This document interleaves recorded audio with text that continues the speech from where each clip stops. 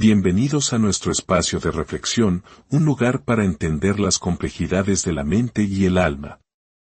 Antes de comenzar nuestro viaje de hoy, si este mensaje resuena contigo, te invito a compartirlo.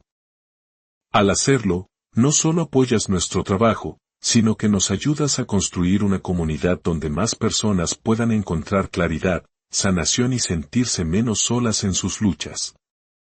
Tu simple gesto puede ser la luz que alguien más necesita. Gracias por ser parte de esto. Hoy hablaremos sobre esa sensación de alivio y ligereza que surge cuando finalmente, de verdad, comprendemos la esencia de una persona y empezamos a vivir en esa nueva realidad. Es casi como perder una gran cantidad de peso de repente, instantáneamente, uno se siente más ligero. Voy a compartir una historia personal, una que me resulta difícil contar.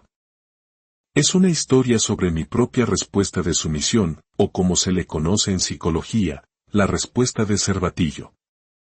Y espero que sea algo de lo que todos podamos aprender. Contaré esta historia de una manera que normalmente no me gusta, una en la que no se pueden dar todos los detalles. Por diversas razones, no puedo ser completamente específica, pero la experiencia es mía y, a pesar de lo terrible que ha sido, la lección que aprendí fue inmensa y creo que vale la pena compartirla. Ojalá no hubiera tenido que aprenderla de esta manera, pero así es la vida. La experiencia, a veces, es una maestra muy severa. En el último mes, he soportado no uno, sino dos eventos significativamente traumáticos. En ambos casos, en el momento en que ocurrieron, estuve en una situación de alto riesgo.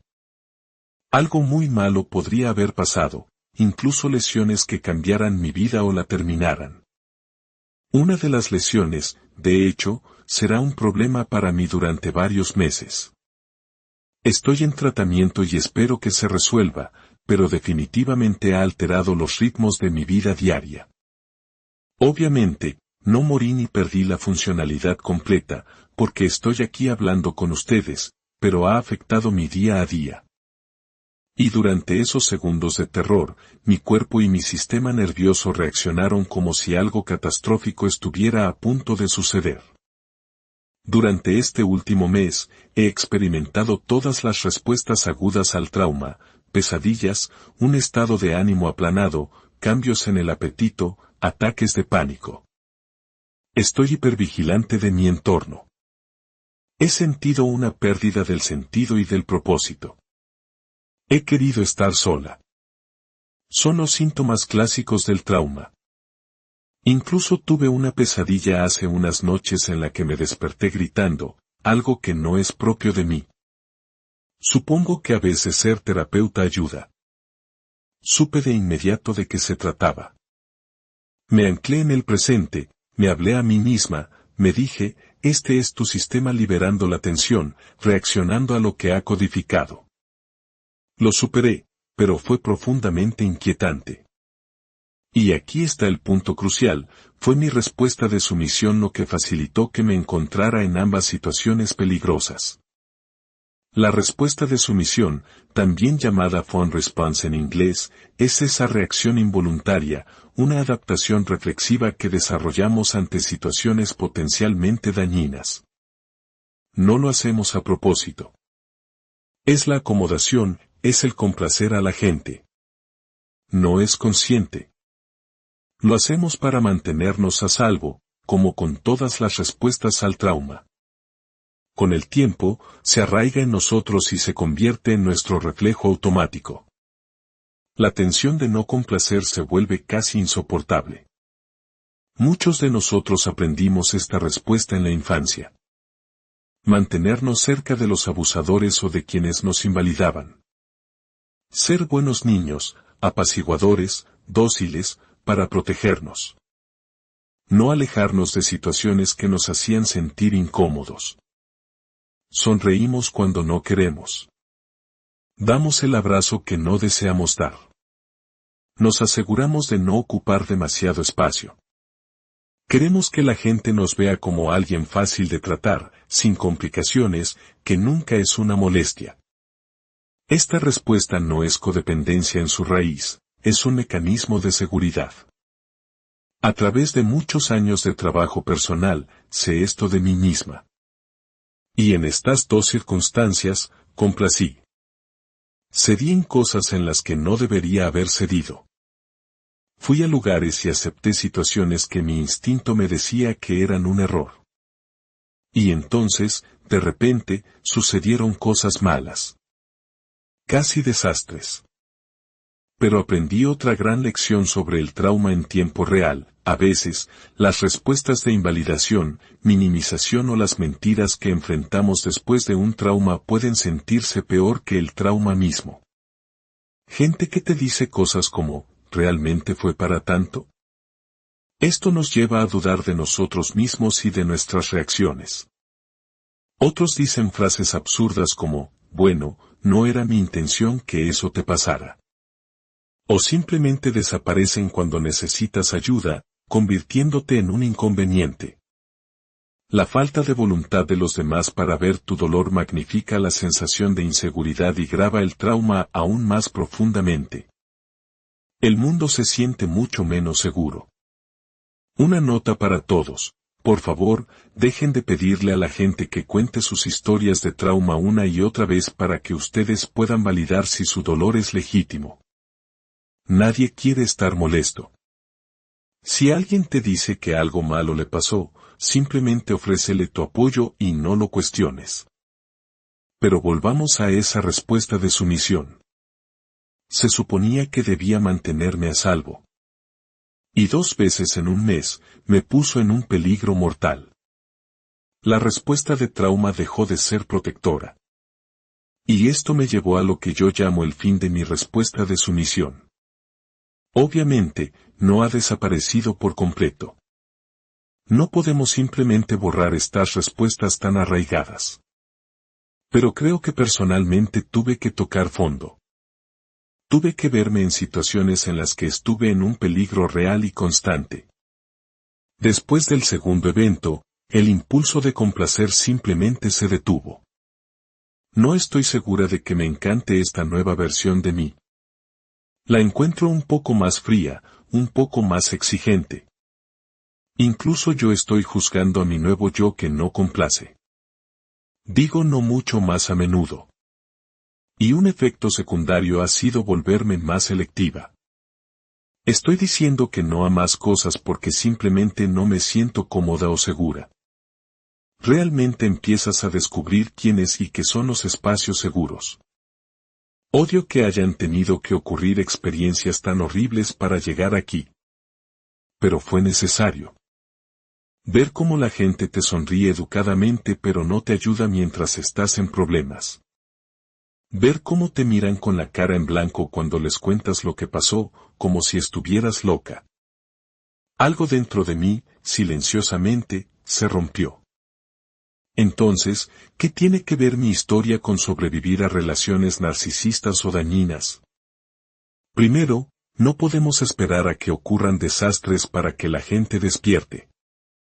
He aquí la diferencia, y este fue el momento de revelación para mí. Estas no fueron las primeras cosas aterradoras que me han pasado. Tuve algunas experiencias malas antes en mi vida. Pero en ese entonces, no tenía el marco del narcisismo.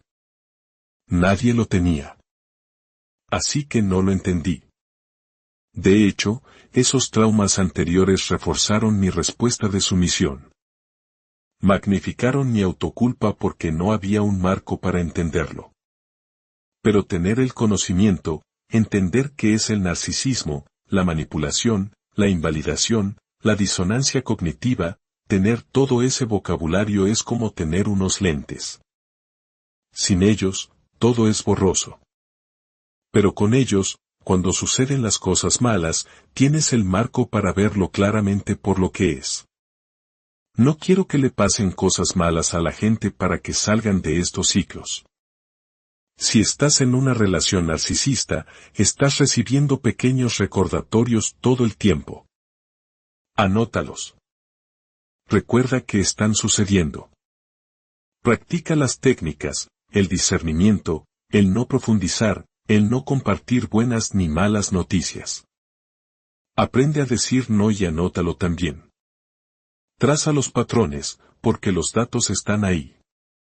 En mi caso, en ambas circunstancias peligrosas, lo sentí en mi cuerpo. Mi cuerpo lo sabía. Pero la parte de mí educada, la que quiere llevarse bien con todos, fue en contra de ese instinto. Sonrió y dijo, claro, por supuesto que está bien. Mi cuerpo siempre lo ha sabido. Pero la parte de mí que anhela conectar, que siente que necesita ser fácil, flexible, sin dramas, la que se vuelve invisible para estar segura, esa parte tenía una voz más fuerte. Fue como si la vida misma tuviera que venir y asustar de muerte a esa parte de mí para que se callara. Puedo mantener los buenos modales. Pero seguir la corriente con cosas que no se sienten bien. No.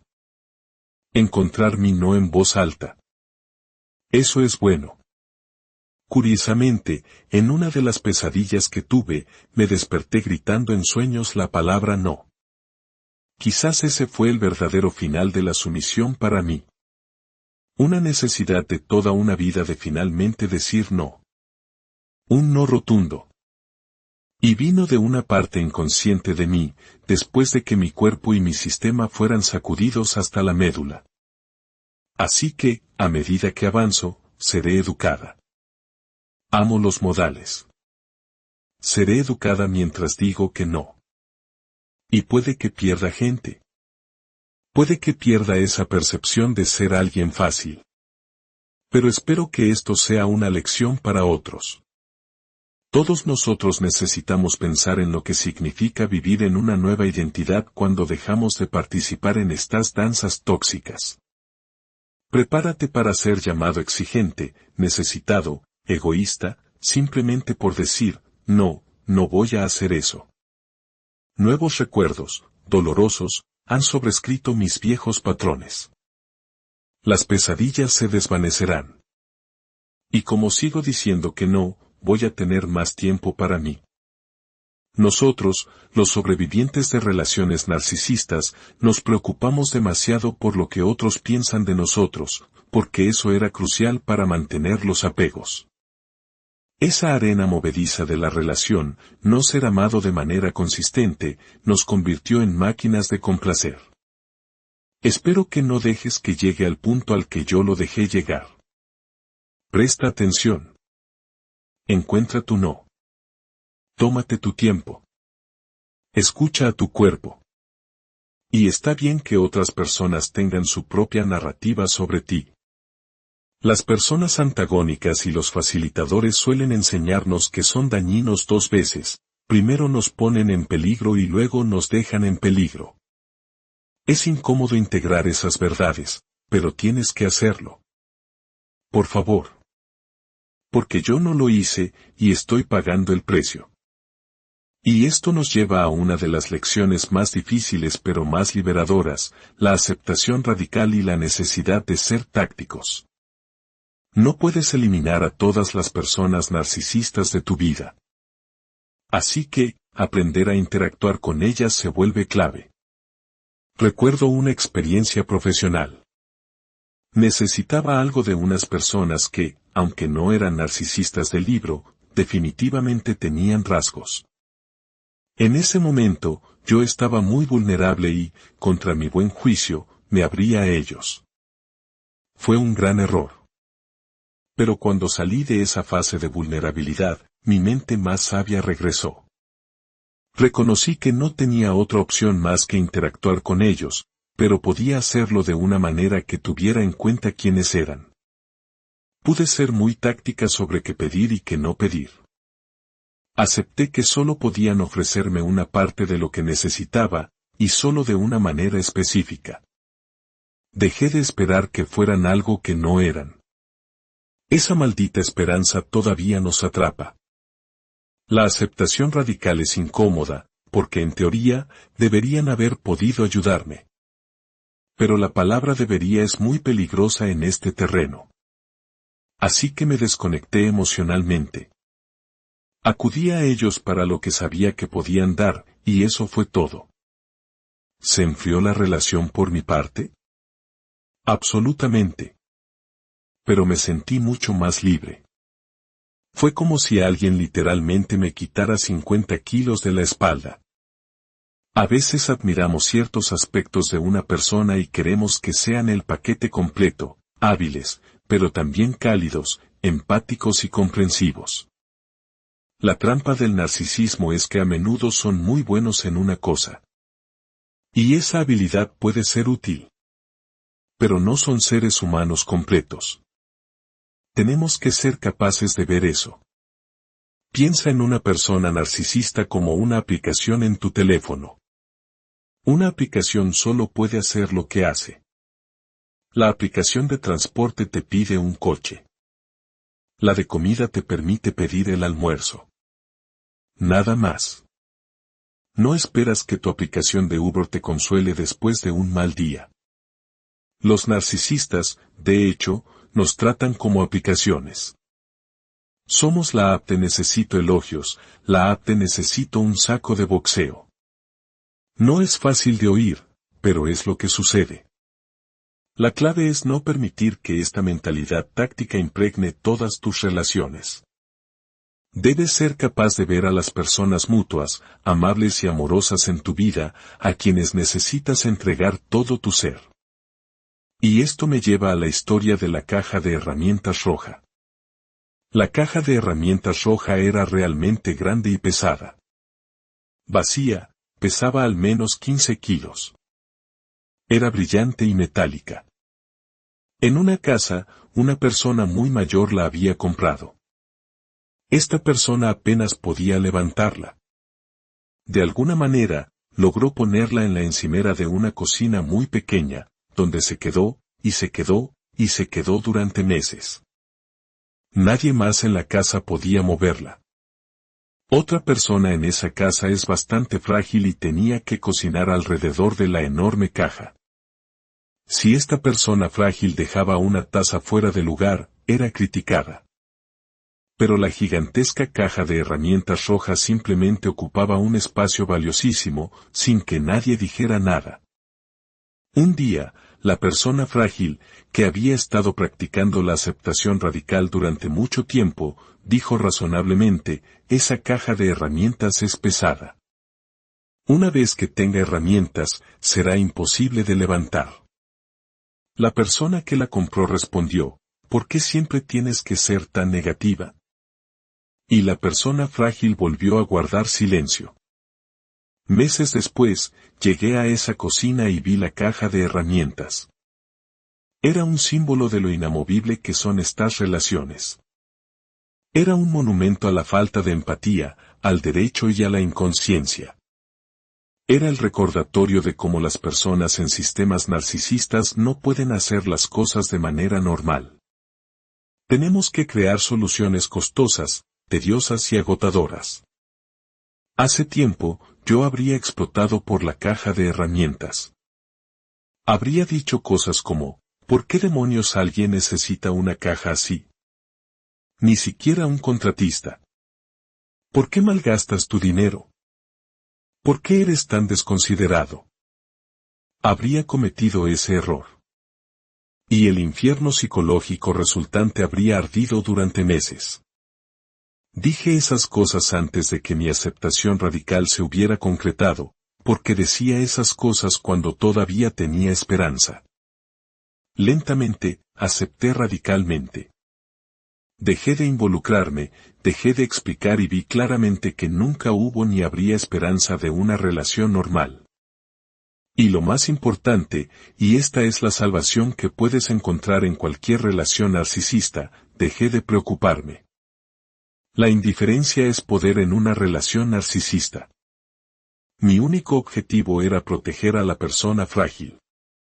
Así que, con calma, le dije al dueño de la caja, vaya, es una caja de herramientas impresionante.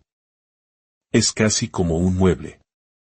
Encontrémosle un buen hogar en el garaje para que puedas organizar tus herramientas. El dueño de la caja se fue, satisfecho. La mujer frágil estaba agradecida de tener su espacio de vuelta. Esa caja de herramientas roja me enseñó todo sobre la aceptación radical.